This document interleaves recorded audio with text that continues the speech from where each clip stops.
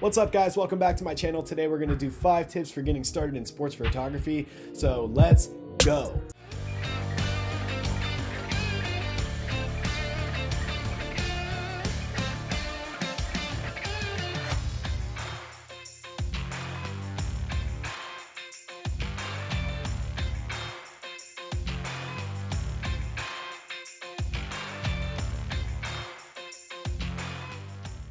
All right, guys, tip number 1, anticipation. You want to try to anticipate what's going down. Obviously in sports, you have a lot going down really fast, but trying to anticipate what's going to happen, whether an offense or a defense or a player or whatever is going on. And this really applies to much more than just sports, but trying to anticipate the moment is going to get you the best shot no matter what.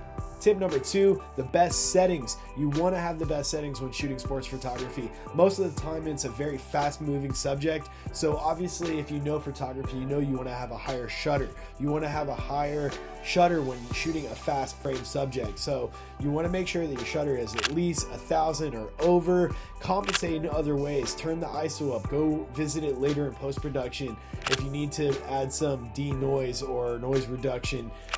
Mess with it later in post, but make sure it's in focus and make sure everything is where you want it to be, especially with shooting action shots with sports photography. Tip number 3, being stable. You want to pick up a good monopod. I will link a couple below, but you want to find the monopod that suits you best. I actually own 3 or 4 different ones before I've really found which one I love the most. Right now I'm shooting on a Benro, and I also have another random monopod that I got off of Amazon. Shooting sports photography, you want to try and be on a monopod. It's going to give you the best results, being stable and also not killing you physically while you're trying to shoot and move around and get the best shots. So definitely want to have a monopod or some form of stabilization when shooting. Tip number 4, being ready to run, especially in football, but most sports photography, you're gonna have to move around. So stay hydrated. Make sure that your gear that is on you is not gonna come falling off and just come with a lot of problems when it comes to moving around quickly. You want to make sure everything is locked down super tight.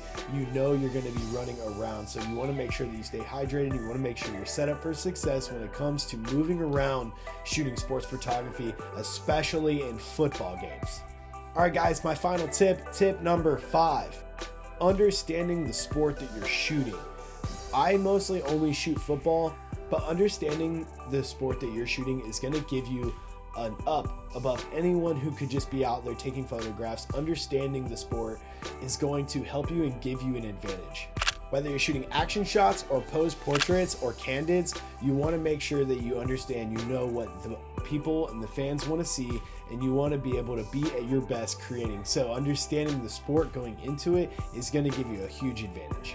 That's it for my first round of sports photography tips. I hope you guys enjoyed this. If you did, please leave a like, a comment, subscribe if you haven't, and I'll see you guys in the next video. Thanks for watching.